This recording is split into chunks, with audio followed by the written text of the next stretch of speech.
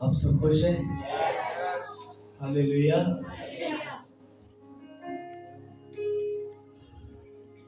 आपको देख के ऐसे लग रहा है जैसे आज स्वर्ग में है। आमीन। हालेलुया। मेरा बिलीफ है कि आज खुदा आपकी जिंदगी में अजीब काम करेगा। आमीन। जल्दी से निकालिए मुकद्दस लूका उसका 2 बाब उसकी 11 आयत को हम पढ़ेंगे। बड़े ध्यान से सुनेंगे। कलाम खुदा में से मुकद्दस लूका 2 बाब उसकी 11 आयत लिखा है। सुनिएगा ध्यान से। कलाम में लिखा है कि आज दाऊद के शहर में तुम्हारे लिए एक मुनज्जी पैदा हुआ है, यानी मसीह खुदावंद। सब कहे आमीन। आमीन। कलाम में लिखा है कि ध्यान से लिखा है कि आज दाऊद के शहर में तुम्हारे लिए एक मुनज्जी पैदा हुआ है। हालेलुया। कलाम करे कि आज की बात करे खुदा अगले साल की बात नहीं करा, खुदा पिछले साल की बात नहीं करा। वो कहे कि आज तुम्हारे शहर में एक मुनज्जी पैदा हुआ है। आपकी जिंदगी में, आपके घरानों में, आपके खानदान में आज खुदा कहता है आज मैं काम करूंगा, आज तुझे बरकत दूंगा, आज तुझे ब्लेस करूंगा, क्योंकि तेरी जिंदगी में, तेरे शहर में, तेरे नगर में एक मुनज्जी पैदा हुआ है। हालेलुया। तेरे घर में मुनज्जी पैदा हुआ है, तेरी जिंदगी में मुनज्जी पैदा हुआ है। आज हम जब चटनी बनाते हैं तो ये सिर्फ चटनी लोगों को दिखाने के लिए बनाते हैं। एक्चुअली में यीशु यहाँ पे पैदा हुआ है, यीशु यहाँ पे पैदा हुआ है, यीशु आपके घरानों में पैदा हुआ है, यीशु आपकी जिंदगी में पैदा हुआ है। चटनी तो हम लोगों को दिखाने के लिए बनाते हैं। हालेलुया। चटनी तो लोगों को दिखाने के लिए बनाते हैं, चटनी तो हम अपने रिश्तेदारों को दिखाने के लिए बनाते हैं। पर यीशु यहाँ पे पैदा हुआ भाई, यीशु अब यहाँ पे है। लेकिन आज की बात हो रही है, आज राइट नो कहता मैं आज तेरे घर में, तेरी जिंदगी में पैदा होना चाहता हूँ। चर्च, अगर अभी तक आपकी जिंदगी में यीशु नहीं है तो कहते आज मैं पैदा हो चुका हूँ तेरी जिंदगी में। हालेलुया। तो कहते आज तेरी जिंदगी में, बाइबल में लिखा है, पहला कुरिन्थियों पहला बाब उसकी 27 और 28 में लिखा है, खुदा ने दुनिया के बेवकूफों को, किनको? बेवकूफों को चुन लिया। लोग हमें बेवकूफ समझते हैं, लोग हमें पागल समझते हैं, लोग हमें दीवाना समझते हैं, लोग हमें नकम्मे समझते हैं, लोग हमें हकीर समझते हैं। लेकिन खुदा ने आपको चुन लिया, आपके घर को चुना, आपके दिल की जर्नी को चुना, ताकि आपके घर, आपकी जर्नी, आपकी दिल की जर्नी में वो आए और जन्म दे। हालेलुया।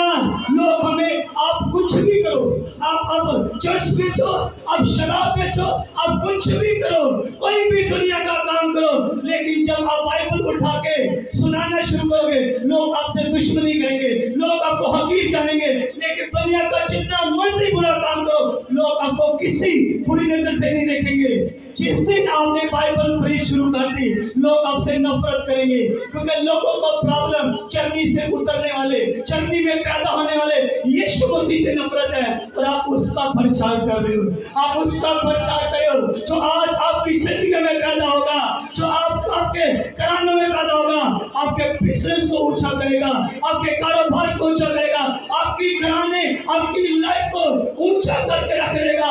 और बाइबल जिसने भी पढ़ी है, जिसने भी यीशु का प्रचार किया है, यीशु ने उसको और उसके घराने को, उसके खानदान को, उसके मोहल्ले को, उसके शहर, उसके मुल्क को ऊंचा कर दिया है।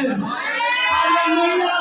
बाइबल जहाँ गई है उस जगह को उसने ऊंचा किया है, क्योंकि इस बाइबल में यीशु का प्रचार है, क्योंकि इस बाइबल में यीशु की बात है, इस बाइबल में यीशु के कामों का जिक्र है, इस बाइबल में निजात है, इस कलाम में निजात है, इस कलाम में जिंदगी है, इस कलाम में गुनाहों की माफी है।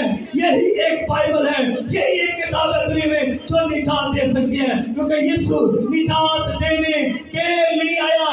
किन के लिए? आप बेवकूफों के लिए, बेवजूदों के लिए। अगर आप बेवजूद हैं, अगर आप लोग आपको बेवकूफ समझते हैं, डोंट वरी, यीशु आपके लिए आया है। अगर लोग आपको बेवकूफ कहते हैं, डोंट वरी, यीशु आपको शर्मिंदा करने नहीं है, बल्कि ऊंचा करने के लिए आया है।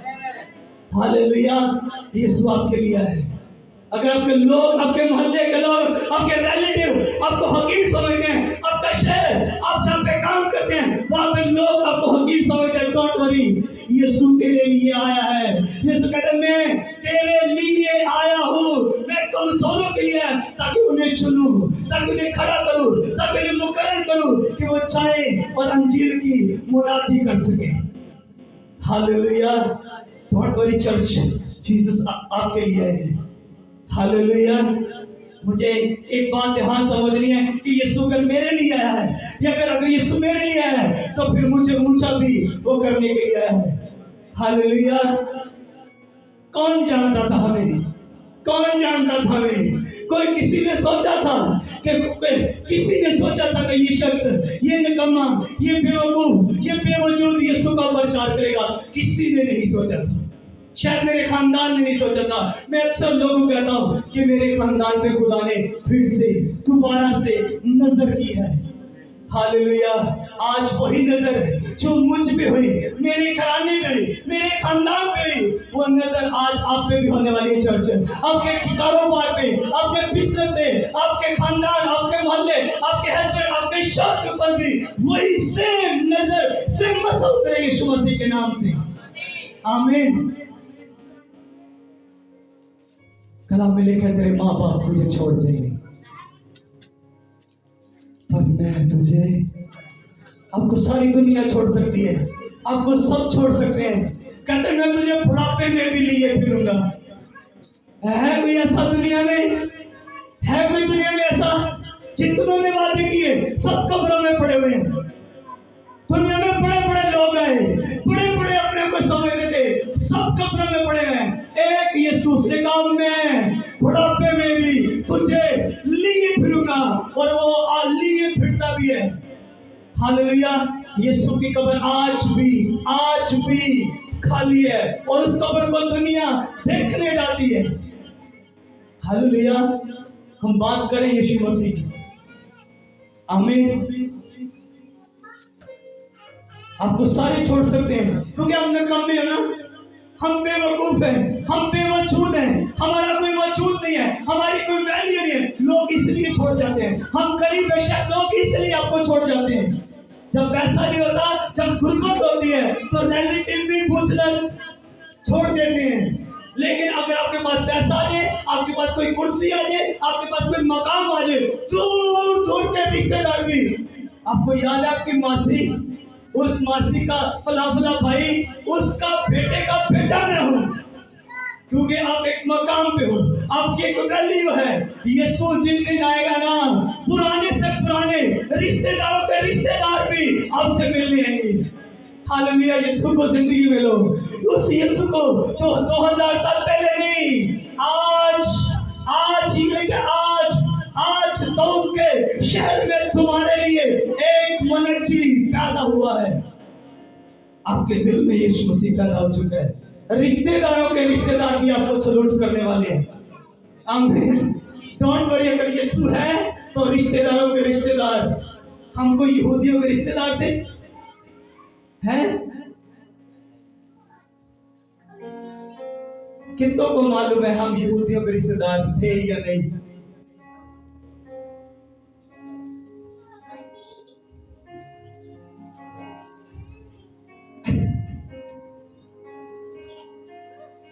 पहले नहीं थे, पर अब है।